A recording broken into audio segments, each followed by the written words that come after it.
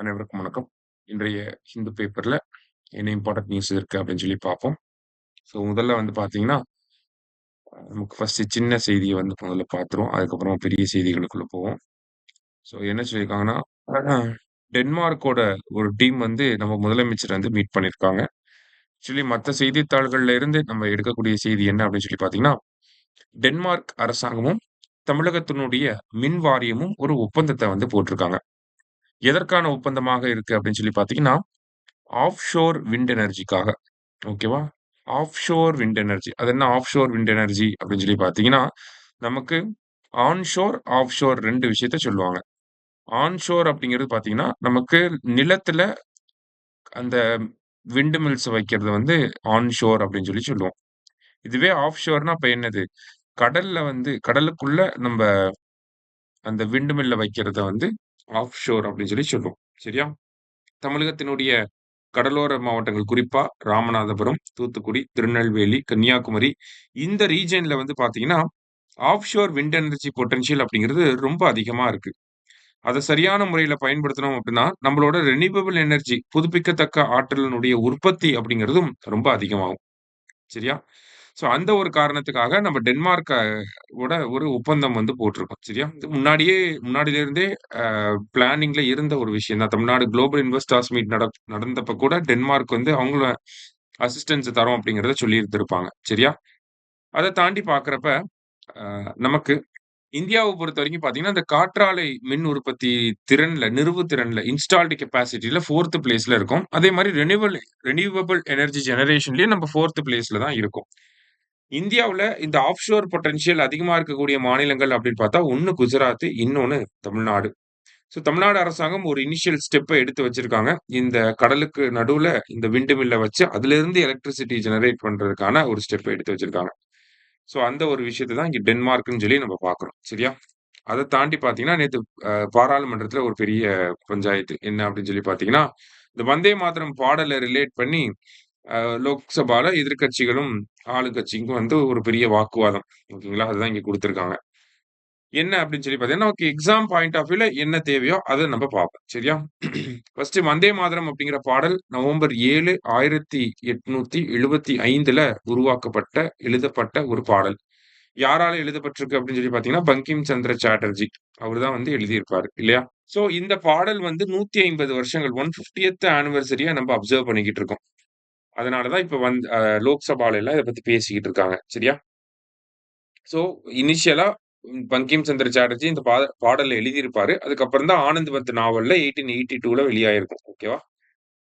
அத தாண்டி பார்க்கிறப்ப 1896ல காங்கிரஸ் மாநாட்டுல முதல்ல இந்த பாடல் வந்து பாடப்படுது. இந்த காங்கிரஸ் மாநாடு எங்க நடந்துச்சு அப்டின்னா, கல்கத்தாவுல நடந்திருக்கும். அந்த அந்த கல்கத்தால நடந்த காங்கிரஸ் மாநாட்டினுடைய தலைவராக இருந்தது யாருன்னா, ரஹ்மத்துல்லா சயானி. ஓகேங்களா? ரஹ்மத்துல்லா சயானி அவர் தான் வந்து தலைவரா இருந்திருப்பாரு. சோ இந்த பாடல முதல்ல காங்கிரஸ் மாநாட்டுல பாடுனது யாரு அப்படின்னு சொல்லி பார்த்தீங்கன்னா, ரவீந்திரநாத் தாகூர். அவரு தான் ஒரு டியூன போட்டு பாடியிருப்பாப்ல. சரிங்களா? ரவீந்திரநாத் தாகூர் வந்து பாடியிருப்பாரு.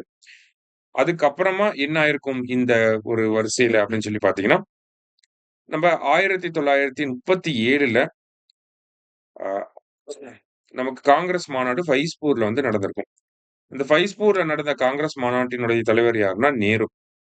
சோ அப்ப என்ன பண்ணியிருப்பாங்கன்னா, காங்கிரஸ் கட்சியினுடைய தேசிய பாடலாக, ஓகேவா? காங்கிரஸ் கட்சியோட நேஷனல் சாங்கா இந்த வந்தே மாதரம் அப்படிங்கிற பாடல அடாப்ட் பண்ணியிருப்பாங்க.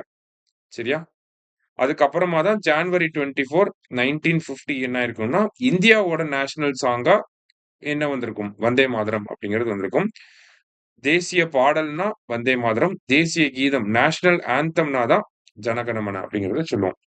இப்ப நேத்து லோக்சபால இதனால என்ன பஞ்சாயத்து அப்படின்னு சொல்லி பார்த்தீங்கன்னா, மகாத்மா காந்தியோட ஒப்பீனியன பேஸ் பண்ணி நேத்து லோக்சபால ஒரு விவாதம் ஏற்பட்டுச்சு. மகாத்மா காந்தி என்ன சொல்லியிருப்பாரு அப்டின்னா, டிசம்பர் 2, 1905ல அவரு இந்தியன் ஒப்பீனியன் அப்படிங்கிற நாளிதழ எழுதியிருப்பாரு சவுத் ஆப்பிரிக்கால இருந்து. அந்த இந்தியன் ஒப்பீனியன் நாளிதழ்ல காந்திஜி என்ன பேசுறாப்ல அப்டின்னா, சுவதேசி இயக்கத்தினுடைய முக்கியமான ஒரு எழுச்சிமிக்க ஒரு பாடலாக இருக்கிறது இந்த வந்தே மாதரம். பல இந்திய மக்களினுடைய உணர்வுகள பிரதிபலிக்கக்கூடிய வகையில இருக்கு. ஸோ, லட்சக்கணக்கான மக்கள் சுதேசி கூட்டங்கள அட்டெண்ட் பண்ணக்கூடிய லட்சக்கணக்கான மக்கள் ஒரே நேரத்தில பாடுறப்ப, அது தேசிய பற்று ஐ மீன் அந்த நேஷனல் பேட்ரியாட்டிசம் அப்படிங்கிறது அதிகமாகுது. இந்த ஒரு பாடல் இந்தியாவுடைய தேசிய கீதமா இருந்தா நல்லாருக்கும் அப்படிங்கிற அந்த ஒப்பீனியன யார் குடுத்திருப்பாருன்னா, காந்திஜி இந்தியன் ஒப்பீனியன் அப்படிங்கிற பத்திரிகையில வெளியிட்டிருப்பாரு. ஸோ காந்திஜியோட ஒப்பீனியன்க்கு மாற்றாக காங்கிரஸ் வந்து இத நேஷனல்ஸ் ஆந்தமா கொண்டு வராம, நேஷனல் சாங்கா கொண்டு வந்துட்டாங்க. தேசிய கீதம்க்கு பதிலா தேசிய பாடலாக கொண்டு வந்துட்டாங்க அப்படிங்கிற ஒரு குற்றச்சாட்டு இருக்கு. அத தாண்டி பார்த்தா, இஸ்லாமியர்களுக்காக காங்கிரஸ் கட்சி என்ன பண்ணியிருக்காங்க, நெறைய விஷயங்கள இந்த பாடல்ல மாத்திட்டாங்க.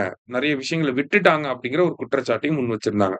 அது என்ன கன்டென்ட் அப்படின்னு சொல்லி பார்த்தீங்கன்னா, நமக்கு வந்தே மாதரம் அப்படிங்கிற பாடல் பெங்காலி சான்ஸ்கிரிட் அப்படிங்கிற அந்த ஒரு மொழியில எழுதப்பட்டிருக்கும். அந்த பாடல பொறுத்தவரைக்கும் பார்க்கிறப்ப, முதல் 2 பேராகிராஃப் வந்து நமக்கு பொதுவா இந்திய மக்கள் எல்லாருக்கும் பொதுவான ஒரு கருத்துக்கள தெரிவிச்சிருக்கும். 3வது பேராகிராஃப், 4வது பேராகிராஃப் எல்லாமே பார்க்கிறப்ப, ஹிந்து கடவுள்கள பத்தின விஷயங்கள் தான் நெறைய இருக்கும். உதாரணத்துக்கு துர்கா வெஸ்ட் பெங்கால்ல பார்த்தீங்கன்னா, துர்கா அப்படிங்கிற கடவுள் வந்து முக்கியமான கடவுள். அது மாரி லக்ஷ்மி அப்படிங்கிற கடவுள பத்தின கன்டென்ட் எல்லாமே இந்த 3 பேராகிராஃப், 4த் பேராகிராஃப்லருந்து வர ஆரம்பிக்கும். அதனால காங்கிரஸ் கட்சி என்ன பண்ணியிருப்பாங்கன்னா, ஒரு கமிட்டி போட்டிருப்பாங்க. அ மௌலானா அபுல் கலாம் ஆசாத், சுபாஷ் சந்திர போஸ், ஆச்சாரிய தேவா, ஜவஹர்லால் நேரு, ரவீந்திரநாத் தாகூர் இவங்கெல்லாம் இருக்கிற மாரி ஒரு கமிட்டி போட்டு, அந்த கமிட்டி ஸ்டடி பண்ணியிருக்கும். இந்த பாடல நம்ம என்ன செய்யலாம்? இந்திய மக்களுக்காக இந்த பாடல கொண்டு வரணும்னா, அப்ப 2 பேராகிராஃப் மட்டும் நம்ப எடுத்துக்கலாம். மீதி பேராகிராஃப் வந்து நம்ப விட்டுறலாம் அப்படின்னு சொல்லி ஒரு முடிவு எடுத்திருப்பாங்க. அதன் அடிப்படையில தான் 1937ல காங்கிரஸ் கட்சியினுடைய தேசிய பாடலாகவும், ஜனவரி 24, 1950ல இந்தியாவுடைய தேசிய பாடலாகவும் இந்த வந்தே மாதரம் அப்படிங்கிறது அந்த 2 பேராகிராஃப் மட்டும் வச்சு அடாப்ட் பண்ணி இருந்திருப்பாங்க. ஸோ இது எல்லாமே காங்கிரஸ் கட்சி வந்து சமரசம் பண்ணிட்டாங்க. முகமது அலி ஜின்னா கிட்ட வந்து காங்கிரஸ் சமரசம் பண்ணி தான் இந்த மாரியான விஷயங்கள பண்ணியிருக்காங்க அப்படிங்கிற குற்றச்சாட்டுகள வச்சிருக்காங்க. இது அரசியல் நோக்கத்துக்காக வச்ச ஒரு குற்றச்சாட்டு தான். அத தாண்டி பார்க்கிறப்ப, தமிழ்நாட்டோட இந்த வந்தே மாதரம் பாடல ரிலேட் பண்ணோம்னா, நமக்கு வ.உ.சி. அவர்கள் அந்த காலியா லாவோ அப்படிங்கிற ஷிப்ல இந்த வந்தே மாதரம் அப்படிங்கிற எழுத்துக்கள பொறிச்சிருப்பார். ஐ மீன் அ இ ஐ ஐ மீன் அத இது பண்ணியிருப்பார். அத தாண்டி பார்த்தீங்கன்னா, மகாகவி பாரதியார் அவர்கள் வந்தே மாதரம் அப்படிங்கிற பாடல தமிழ்ல மொழிபெயர்த்திருப்பார். ஓகேவா? இது எல்லாமே நமக்கு எக்ஸாம் பாயிண்ட் ஆஃப் வியூல இந்த வந்தே மாதரம் அப்படிங்கிற பாடலோட ரிலேட் ஆயி வரக்கூடிய கன்டென்ட். சரியா?